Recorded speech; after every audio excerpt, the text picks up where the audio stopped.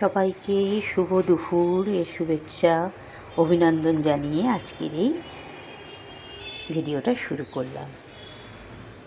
আজ বুধবার, আজ গুরু পূর্ণিমা। আজ রান্না হয়েছে পনির দিয়ে, ফুলকপি দিয়ে, আলু দিয়ে একটা সুন্দর সবজি। আর রান্না হয়েছে ভাত। চালটা একটু মোটা, অনেক ফুটখায় কিন্তু ভালো লাগে খেতে। আর রান্না হয়েছে বটবটি, আলু, কুমড়ো আর বিনস দিয়ে একটা ভাজা।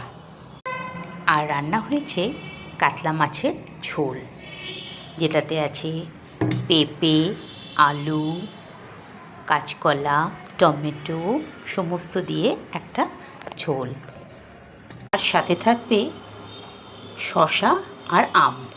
এটা বছরের শেষ আম, আর আম খাওয়া যাবে না। আর রয়েছে আমুল মস্তির এই দইটা।